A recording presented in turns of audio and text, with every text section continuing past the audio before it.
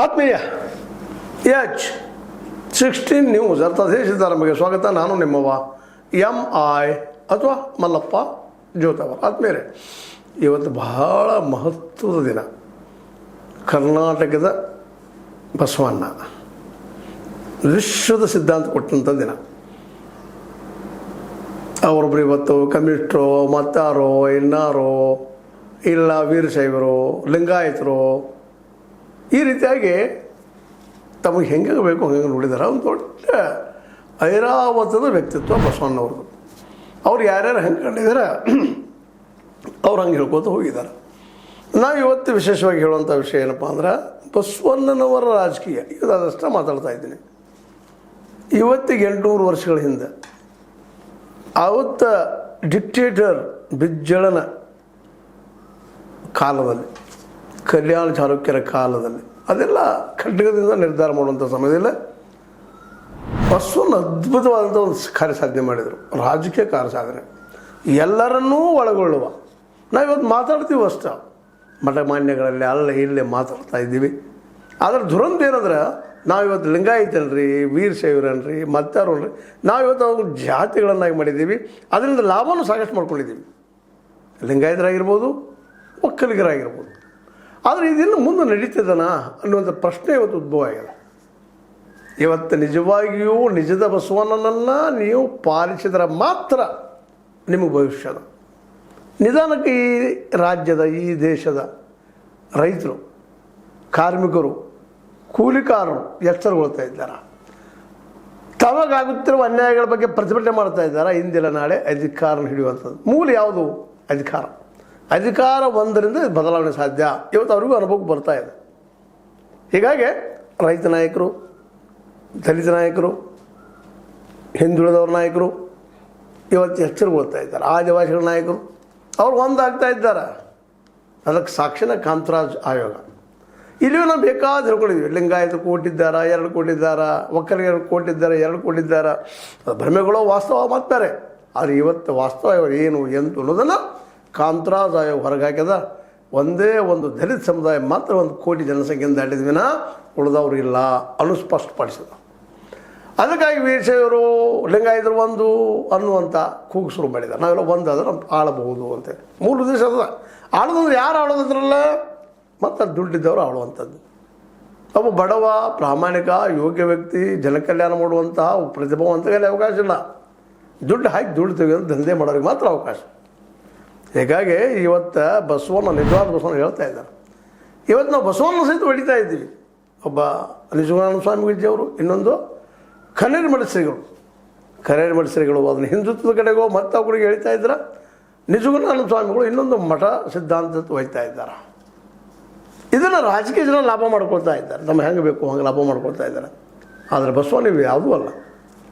ಬಸವಣ್ಣ ಇಡೀ ಸಮುದಾಯವನ್ನು ಒಂದು ಮಾಡಿದಂಥ ವ್ಯಕ್ತಿ, ಜಾತಿ ಭೇದಗಳಲ್ಲಿ ಕೆತ್ತು ಹೋಗದಂಥ ವ್ಯಕ್ತಿ.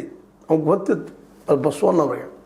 ನಾವು ಒಂದಾಗದ ಒಬ್ಬ ಖಡ್ಗದ ವ್ಯಕ್ತಿ ಬಿಜ್ಜಳನಂತ ಸೋಲಿಸಲಿಕ್ಕೆ ಸಾಧ್ಯ ಇಲ್ಲ ಅಂತೇಳಿ ಅಂದ್ರೆ ವಾಸ್ತವ ಸತ್ಯ ಗೊತ್ತಿತ್ತು. ಸ್ವತಂತ್ರವಾದ ಮೀಡಿಯಾಗೆ ಬೇಕಾಗಿರುವುದು ಸ್ವತಂತ್ರ ಧ್ವನಿ. ಆ ಸ್ವತಂತ್ರ ಧ್ವನಿ ಉಳಿಸಲು ನೀವು ಮಾಡಬೇಕಾದದ್ದು ಇಷ್ಟೇ. ಅದೇನಪ್ಪಾ ಅಂತಂತಂದ್ರೆ, ನಿಮ್ಮ ಕೈಲಾದಷ್ಟು ಸಹಾಯ ಈ ಚಾನಲ್ಗೆ ಮಾಡಿ ಹಾಗೂ ನಿಮ್ಮ ಧ್ವನಿಯನ್ನು ಕಾಪಾಡಿಕೊಳ್ಳಿ. ಅದಕ್ಕೆ ಹೊಸ ಒಂದು ಹೋರಾಟವನ್ನು ಆರಂಭ ಮಾಡಿದ್ರು. ಅವರು ಅದಕ್ಕೆ ಅನುಭವ ಮಂಟಪವನ್ನು ಕಟ್ಟಿದರು, ಚರ್ಚೆ ಮಾಡಿದರು. ಎಲ್ಲ ಜಾತಿಯವರು ಬಂದರು.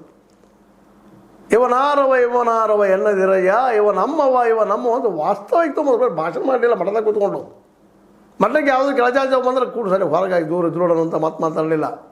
ಅವ್ರು ಒಳಗೆ ತೊಗೊಂಡ, ಬದಿಗೆ ತೊಗೊಂಡ್ರು, ಊಟ ಕುಡಿಸ್ಕೊಂಡು ಮಾಡಿದ್ರು, ಹಂಚಿ ತಿಂದರು. ಹರಳಯ್ಯ ಒಂದು ದೊಡ್ಡ ಸಾಕ್ಷಿ. ಎಷ್ಟು ಬೇಕು ನಿಮಗೆ? ಮಾದಾರ ಚೆನ್ನಯ್ಯ ಒಂದು ಸಾಕ್ಷಿ. ಹಾಗೆ ಯಾರು ಮಾಡ್ತಾ ಇದ್ದಾರೆ ಇವತ್ತು ಲಿಂಗಾಯತ ನಾಯಕರು, ವೀರಶೈವರು. ಇವತ್ತು ಮಾಡುವ ಅನಿವಾರ್ಯದವ್ರಿಗೆ ಬಂದದ್ದು ಇಲ್ಲ ಅಂದ್ರೆ ಸೋತು ಹೋಗುವಂಥ ಕಾಲ ಬರ್ತಾ ಇದೆ. ಎಚ್ಚರ ಇವತ್ತು ಸಹಿತ ನಾವು ಹಿಂದುಳಿದವರು, ಅಹಿಂದರು, ಆದಿವಾಸಿಗಳು, ದಲಿತರು ಅಂತ ಹೇಳ್ಕೊಳ್ಳೋಂಥವ್ರು ಸಹಿತ ಅಲ್ಲಿ ಬಂಡವಾಳಶಾಹಿಗಳು ಸೇರ್ತಾ ಇದ್ದಾರೆ. ಅಲ್ಲಿ ಇವತ್ತು ಜನಸಾಮಾನ್ಯರವೆಲ್ಲ ಹೆಸರುಕೊಳ್ಬೇಕಾಗ್ಯದ, ರೈತರ ಹೆಸರುಕೊಳ್ಬೇಕಾಗ್ಯದ. ಇವತ್ತು ರೈತನ ಬಸವಣ್ಣ ಮಾಡಿ ಒಬ್ಬ ದುಡಿಯೋ ಕೂಲಿ ಆಳನ್ನಾಗಿ ಮಾಡಿ ನೋಡುವಂಥ ಇವತ್ತಿನ ಈ ವ್ಯವಸ್ಥೆಯಲ್ಲೇ ಅವರು ಸೆಳೆದು ನಿಲ್ಲಬೇಕಾಗಿದೆ. ನಾವು ಆ ಬಸವಣ್ಣಲ್ಲಪ್ಪ, ನಾವು ನಿಜವಾದ ಬಸವಣ್ಣರು, ನಾವೆಲ್ಲ ಒಂದಾಗೆ ಅಧಿಕಾರವನ್ನು ಕಳ್ಸ್ಕೊಳ್ತೀವಿ ಅನ್ನುವಂಥ ಮನಸ್ಥಿತಿಯನ್ನು ಇವತ್ತು ನಾವೆಲ್ಲರೂ ಪಡ್ಕೋಬೇಕಾಗಿದೆ. ಹುಟ್ಟಿನಿಂದ ಬಸವಣ್ಣ ನಿರ್ಧಾರ ಮಾಡಿದ ಜಾತಿಯನ್ನು ಅವನ ಕರ್ಮದಿಂದನೂ ಅಲ್ಲ, ಅವರೆಲ್ಲರೂ ಒಂದು ಕಡೆಗೊಂಡು ಜಾತಿಯನ್ನು ನಿರ್ಧಾರ ಮಾಡಬೇಕಂತ ಹೊರಟಂಥ ಬಸವಣ್ಣ. ಆದರೆ ಕಾಲ ಇನ್ನೂ ಪಕ್ವಾಗಿಲ್ಲ, ಇವತ್ತಿಗೆ ಪಕ್ವಾಗಿಲ್ಲ. 21ನೇ ಶತಮಾನದಲ್ಲಿ ಅವತ್ತು ಪರಿಸ್ಥಿತಿ ಏನಾಗಿಬಾರ್ದು. ಅದಕ್ಕಾಗಿ ಇವತ್ತು ಲಿಂಗಾಯತರ ಹೆಸರ ಮೇಲೆ ರಾಜಕೀಯ ಮಾಡುವಂಥವ್ರು, ಅಡ್ವರ್ಟೈಸ್ ಕೊಡುವಂಥವ್ರು, ಲಿಂಗಾಯತರ ಬಗ್ಗೆ ದೊಡ್ಡ ದೊಡ್ಡ ಭಾಷಣ, ಲಿಂಗಾಯತ ಜನ ಭಾಷಣ ಬಗ್ಗೆ ಬಸವಣ್ಣವ್ರು ದೊಡ್ಡವ್ರಪ್ಪ, ದೇವರು ದೇವರಲ್ಲ ಅವರು, ಇಲ್ಲೇ ಬದುಕಿ ಬಾಳಿದವರು, ಒಂದು ವ್ಯವಸ್ಥೆಗೆ ಪ್ರತಿ ವ್ಯವಸ್ಥೆ ತಯಾರು ಮಾಡಿದವರು. ಇವತ್ತು ಆ ಕಾಲ ಬಂದದಂತ ಅನಿಸ್ತದೆ. ಇಲ್ಲಾಂದ್ರೆ ಇಲ್ಲಿಯ ದಲಿತರಲ್ಲಿಯ, ಇಲ್ಲಿಯ ಹಿಂದುಳಿದವರಲ್ಲಿಯ, ಇಲ್ಲಿಯ ಆದಿವಾಸಿಗಳಲ್ಲಿಯ, ಇಲ್ಲಿಯ ಅಲ್ಪಸಂಖ್ಯಾತರಲ್ಲಿಯ ದುಡ್ಡಿದ್ದಂಥವ್ರು ಮತ್ತೆ ಅಧಿಕಾರ ಹಿಡಿಯುವಂಥ ಸಂದರ್ಭ ಬರ್ತಾ ಇದೆ. ಇಲ್ಲ ನೋಡ್ತಾ ಇದ್ದೀವಿ, ಅದು ಕಣ್ಣಿಗೆ ಕಾಣ್ತಾ ಇದೆ. ಸದ್ಯ ಸಿದ್ದರಾಮಯ್ಯನ ಸುತ್ತಮುತ್ತಿದ್ದಂಥವ್ರು ಯಾರೂ ಇಲ್ಲವರು, ಅವರು ನಿಜವಾಗಿಯೂ ಬಸವಣ್ಣನ ಫಾಲೋವರ್ಸ, ಸ್ವತಃ ಸಿದ್ದರಾಮಯ್ಯ ಬಸವಣ್ಣವ್ರ ಫಾಲೋವರ್ಸ ಅನ್ನೋಂಥ ಪ್ರಶ್ನೆಗೂ ಸಾಕಷ್ಟಿದ್ದಾವೆ. ಇರ್ಬೋದು, ಉಳಿದವ್ರಿಗಿಂತ ಒಳ್ಳೆಯ ದೃಷ್ಟಿಕೋನ ಬಸವಣ್ಣವ್ರ ಮೇಲೆ ಅದ. ಅವ್ರು ಯಾವ ಕಾರಣಕ್ಕಾಗಿ ಬಸವಣ್ಣವ್ರು ತಮ್ಮವ್ರನ್ನೇ ಮಾಡ್ಕೊಂಡ್ರೆ ಗೊತ್ತಿಲ್ಲ. ಆದರೂ ಇವತ್ತು ಹೇಳಬೇಕಾಗ್ಯದ, ಇಲ್ಲಪ್ಪ ಅಟ್ಲೀಸ್ಟ್ ಬಸವಣ್ಣನವ್ರು ವಿಶ್ವಾಸ ಇಟ್ಟಿದ್ದಾರೆ ಸಿದ್ದರಾಮಯ್ಯನವರು ಅಂತೇಳಿ. ಆದರೆ ಬಸವಣ್ಣವ್ರು ಮುಂದಿಟ್ಟುಕೊಂಡು ಲಿಂಗಾಯತರು ಒಡಗೆ ಹುಟ್ಟಿಸಿರುವಂಥ ಆರೋಪ ಅವ್ರ ಮೇಲೆ ಅದ. ಅದು ಆರೋಪ ಏನೂ ಇರಲಿ. ಇವತ್ತು ಈ ಸ್ವತಃ ಲಿಂಗಾಯತರು ನಿರ್ಧಾರ ಮಾಡ್ಕೋಬೇಕಾಯ್ತು, ತಿಳ್ಕೊಬೇಕಾಗ್ಯದ. ವೀರಶೈವರಾಗಿರಿ, ಲಿಂಗಾಯತರಾಗಿರಿ, ಬಸವಣ್ಣ ನಿಜವಾಗಿ ನೀವು ಒಪ್ತಾ ಇದ್ದರೆ, ಬಸವಣ್ಣ ಆದರ್ಶನ ಪಾಲನೆ ಮಾಡಿ ಎಲ್ಲರನ್ನೂ ಒಳಗೊಳ್ಳುವಂಥ ಕೆಲಸ ಮಾಡಿದಾಗ ಮಾತ್ರ ನಾವು ಬಸವಣ್ಣವ್ರಿಗೆ ಸಲ್ಲಿಸುವಂಥ ಈ ಜಯಂತಿಯ ಸಂದರ್ಭ ನಮನ ಆಗ್ತದೆ, ಮತ್ತೇನೂ ಆಗ್ಲಿಕ್ಕೆ ಸಾಧ್ಯಿಲ್ಲ. ಅದಕ್ಕಾಗಿ ಇವತ್ತು ದುಡಿಯುವ ವರ್ಗ, ನಾವು ಕಮ್ಯುನಿಸ್ಟಾಗಿ ಮಾತಾಡ್ತಿಲ್ಲ, ನಮ್ಮ ಕರಿಯರ ಶ್ರೀಗಳು ಹೇಳ್ತಾರೆ ಕಮ್ಯುನಿಸ್ಟ್ ಆಗಿ ಹೇಳ್ತಾರೆ. ಕಮ್ಯುನಿಸ್ಟ್ ಅಲ್ಲ, ಸಮಾನತೆ ಅಂದ ತಕ್ಷಣ ಕಮ್ಯುನಿಸ್ಟ್ರು ಅಲ್ಲ ರೀ ಸ್ವಾಮಿ. ಎಲ್ಲರೂ ಕೂಡಿ ಬದುಕಬೇಕು, ಸಮಾನವಾಗಿ ಬದುಕಬೇಕು, ಜಾತಿ ಹೋಗ್ಬೇಕು ಅನ್ನೋದು ಇದು ಕಮ್ಯುನಿಸಮ. ಕಮ್ಯುನಿಸ್ಟ್ ಹೌದು, ಸಮಾನವಾಗಿ ಬದುಕುವ ಸಿದ್ಧಾಂತ ಇರ್ಬೋದು, ಆದರೆ ಅದಕ್ಕಾಗಿ ಟೀಕೆ ಮಾಡಿ ಮತ್ತು ಉಳಿದವ್ರು ದೂರ ಇಡುವಂಥ ಒಂದು ಏನು ವ್ಯವಸ್ಥೆ ಅದಲ್ಲ, ಅದು ತಪ್ಪು. ಎಲ್ಲರೂ ಒಂದಪ್ಪ ಅನ್ನುವಂಥದ್ದು, ಬದುಕುವಂಥದ್ದು. ಜೊತೆಗೆ ನಿಜವಾಗಿಯೂ ಇಲ್ಲಿಯ ಪ್ರಾಮಾಣಿಕ, ಯೋಗ್ಯ, ಸಜ್ಜನ ಈ ಎಲ್ಲ ಗುಂಪಿನ ಬರುತ್ತಂಥ ವ್ಯಕ್ತಿಗಳ ಅವಕಾಶ ಸಿಗಬೇಕಾಗ್ಯದ. ಅದು ಸಿಗಬೇಕಾಗಿತ್ತಂದ್ರಪ್ಪ ಅಂತಂದ್ರೆ ಎಲ್ಲರೂ ದುಡಿಬೇಕಾಗ್ತದೆ. ಇಲ್ಲಾಂದ್ರೆ ಅವ್ರು ಯಾವುದೂ ಇರಲಿ, ಬಡವಶಾಹಿ ಇರಲಿ, ಯಾರೂ ಇರಲಿ, ಅವರು ಮಾತ್ರ ಮುಂದಿನ ದಿನದಲ್ಲೇ ಲಿಂಗಾಯತ ಸಹಿತ ಇವತ್ತು ಅಕ್ಕಿಗೆ ತೆಗೆದುಕೊಳ್ತಾ ಇದ್ದಾರೆ. ನಿಜವಾದ ಲಿಂಗಾಯತ ಇವತ್ತಿನ ಲಿಂಗಾಯತ ಹೇಳ್ಕೊಳ್ತಾ ಇದ್ದಾರೆ ಜಾತಿ ನೆಲಗಟ್ಟಲೆ, ಅವರು ಸಹಿತ ಅಕ್ಕಿಗೆ ತೊಗೊಂಡ ಇವತ್ತು ರಾಜಕೀಯದಲ್ಲಿ ಅವರು ಇಲ್ಲಿ ಅದಕ್ಕೆ ಸಾಕ್ಷಿನ ಬೆಳಗಾವಿಯ ರಾಜಕಾರಣ ನಮ್ಮ ಕಣ್ಣು ಮುಂದದ. ಅದಕ್ಕಾಗಿ ದುಡ್ಡಿದ್ದಂಥ ರಾಜಕೀಯ ಬಲ್ಲಂತಹ ವ್ಯಕ್ತಿ ಯಾವುದೇ ಜಾತಿಯವರು ಸಹಿತ ತಿಳ್ಕೊಳ್ಳೋಕೆ ಸಾಧ್ಯದ. ಆದರೆ ಅದರಲ್ಲೂ ಮುಖ್ಯವಾಗಿ ಈ ದಲಿತ, ಹಿಂದುಳಿದ, ಅಲ್ಪಸಂಖ್ಯಾತ ಇವು ತೆಗೆದುಕೊಂಡು ಇವತ್ತು ಒಂದು ಹೊಸ ರಾಜಕೀಯ ಬೆಳವಣಿಗೆ ಆಗ್ತಾಯಿದೆ ಕರ್ನಾಟಕದಲ್ಲೇ. ಈ ಸಂದರ್ಭದಲ್ಲಿ ಈ ಲಿಂಗಾಯತ್ ಮತ್ತು ಒಕ್ಕಲಿಗ ಈ ಒಂದು ನೆಲಗಟ್ಟಿನ ಒಂದು ರಾಜಕೀಯ ಇಲ್ಲಿವರೆಗೆ ಆಳ್ತಾ ಬಂದಿದ್ದ ಪರಂಪರೆ ಅದು ನಮ್ಮಲ್ಲ. ಅವರಿಂದ ಇವತ್ತು ಎಚ್ಚರಗೊಳ್ಬೇಕಾಗಿದೆ. ಎಲ್ಲರನ್ನೂ ಒಳಗೊಳ್ಳುವಂಥ ಕೆಲಸ ಮಾಡಿದಾಗ, ನಿಜದ ಬಸವಣ್ಣನವರನ್ನು ತಮ್ಮ ಬದುಕಿನಲ್ಲಿ ಅಳವಡಿಸ್ಕೊಂಡಾಗ ಮಾತ್ರ ಅವರಿಗೆ ಅಧಿಕಾರದಲ್ಲಿ ಮುಂದುವರಿಯುವಂಥ ಅವ್ರು ಬದುಕ್ತಾರೆ. ಯಾರನ್ನ ನಾಶ ಮಾಡಲಿಕ್ಕೆ ಸಾಧ್ಯ ಇಲ್ಲ. ಇದು ಸಿದ್ಧಾಂತ. ನಾವು ತಿಳ್ಕೊಂಡಿರ್ತೀವಿ, ನಾವು ನಾಶ ಮಾಡಿದ್ವಿ ಅವರನ್ನು ಅಂತೇಳಿ. ಯಾರು ನಾಶ ಮಾಡಲಿಕ್ಕೆ ನೋಡಿರಿ, ಇವತ್ತು ಅಮೇರಿಕ ಅತ್ಯಂತ ಬಲಿಷ್ಠ ರಾಷ್ಟ್ರ, ಅತ್ಯಂತ ಸೂಪರ್ ಪವರ್ ಅಂತ ಕರಿತಾಯಿದ್ರು. ಇವತ್ತು ಒಂದು ಬಡ, ಅದು ಸಣ್ಣ ಇರಾನರ ಮುಂದೆ ಇವತ್ತು ಸೋಲುವಂಥ ಪ್ರಸಂಗ ಬರ್ತಾ ಇದೆ. ಅದರಿಂದ ಯಾರಿದ್ದಾರೆ ಆಮದ್ದಾರೆ. ಬಟ್ ಇವತ್ತು ಅನಿವಾರ್ಯ ಜಗತ್ತಾದ ಸಹಿತ ಇರಾನನ್ನು ಮುಂದಿಟ್ಟುಕೊಂಡು ಅಮೇರಿಕೆಯನ್ನು ಹೊಡೆಯುವಂಥ ಲೆಕ್ಕಾಚಾರ ನಡೆದಾಗ ಉಳಿದವ್ರು ಎಚ್ಚರದಿಂದಿರಬೇಕಾಗಿದೆ. ಅದೇನೇ ಆಗಲಿ, ಬಸವಣ್ಣವರ ಈ ಜಯಂತಿಯ ಸಂದರ್ಭದಲ್ಲೇ ಈ ದಿಸೆಯಲ್ಲಿ ಕೇವಲ ಲಿಂಗಾಯತ ಜಾತಿ ನೆಲೆಗಟ್ಟಿನಲ್ಲೇ, ವೀರಶೈವ ಜಾತಿ ನೆಲೆಗಟ್ಟಿನಲ್ಲೇ ನೀವೇನಾದರೂ ನಾವು ಅಧಿಕಾರಿಯನ್ನು ಮುಂದಿಡಿಬೋದು ತಿಳ್ಕೊಂಡಿದ್ರೆ ಅದಕ್ಕೊಂದು ಪ್ರಬಲ ಶಕ್ತಿ ಕೂಡ್ತಾ ಇದೆ, ಬೆಳೀತಾ ಇದೆ.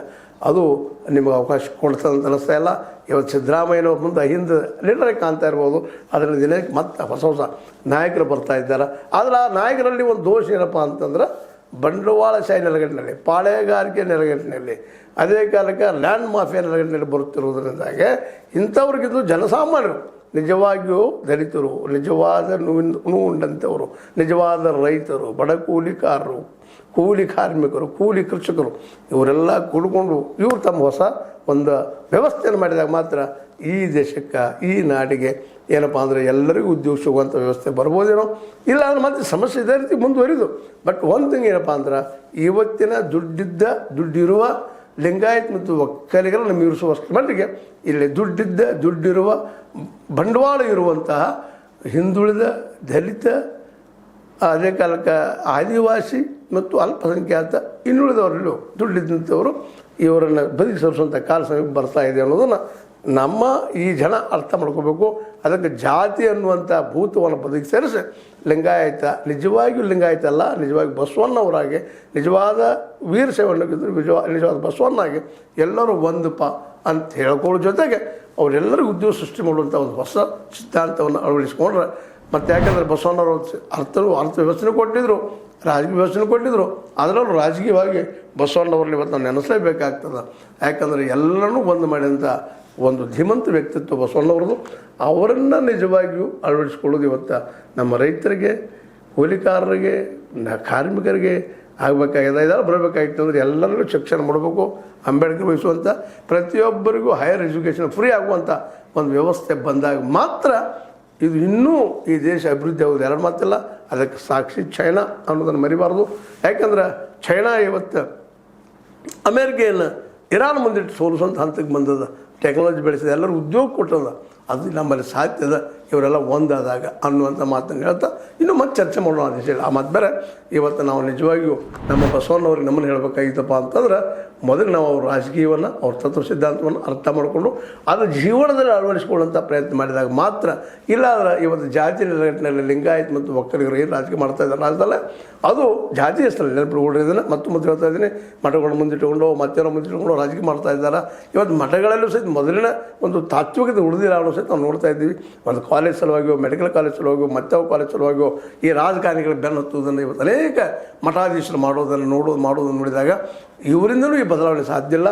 ನಿಜದ ಹಿಂದುಳಿದ, ನಿಜದ ದಲಿತ, ನಿಜದ ಆದಿವಾಸಿ, ನಿಜದ ಅಲ್ಪಸಂಖ್ಯಾತರನ್ನು ತೆಕ್ಕಿಗೆ ತೆಗೆದುಕೊಳ್ಳೋ ಬಸವಣ್ಣನ ಫಾಲೋವರ್ಸ್ ಬಂದಾಗ ಹೊಸ ಬದಲಾವಣೆ ಆಗುವ ಸಾಧ್ಯತೆಗಳಿದ್ದಾವೆ. ಇದು ಅದು ಕಾಣ್ತಾ ಇದೆ. ಕಾಂತರಾಜು ವರದಿ ಮೂಲಕ ಇವತ್ತು ಅದನ್ನು ಅನುಷ್ಠಾನಗೊಳಿಸಿ ಹೊಸ ರಾಜಕೀಯಕ್ಕೆ ನಾಂದಿ ಆಗ್ಬೋದೇನೋ. ಅದಕ್ಕಾಗಿ ಎಚ್ಚರ ನಮ್ಮ ಲಿಂಗಾಯತ್ ಮತ್ತು ಅದೇ ಕಾಲಕ್ಕೆ ವೀರಶೈವ, ಅದೇ ಕಾಲಕ್ಕೆ ಒಕ್ಕಲಿಗರು ಎಚ್ಚರಗೊಂಡು ತಮ್ಮ ನೀತಿಗಳನ್ನು ಬದಲಾಯಿಸಬೇಕು. ಜಾತಿಯನ್ನು ಬಿಟ್ಟ ಒಂದು ಹೊಸ ವ್ಯಕ್ತಿತ್ವ ಇಡೀ ಎಲ್ಲರನ್ನೂ ಒಳಗೊಳ್ಳುವಂಥ ನಮ್ಮ ಏನಪ್ಪ ಅಂತಂದ್ರೆ ಪಂಪ್ ಅಂದ್ಕೊಂಡು ಹೇಳ್ತಾರೆ, ಇಲ್ಲಿ ಜಾತಿ ಇಲ್ಲಪ್ಪ, ಎಲ್ಲ ಒಂದೇ ಜಾತಿ, ನಾವೆಲ್ಲರೂ ಒಂದು ಅನ್ನುವಂಥದ್ದು. ಆ ದಿಶೆಯಲ್ಲಿ ಹೋದ್ರೆ ಆಗ್ಬೋದೇನು. ಏನು ಅನ್ನಿಸ್ತದೆ ನಿಮಗೆ? ನಮ್ಮ ಬಸವಣ್ಣ ಇಂಥ ಬಸವಣ್ಣ, ಈ ಬಸವಣ್ಣ ರಾಜಕೀಯ ಬಸವಣ್ಣ. ಅವನಿಗೆ ನಮ್ಮ ನಮನಗಳು H16 ನ್ಯೂಸ್ ಅರ್ಥ ಚಿತ್ತಾರಂಭ ವಂದನೆ.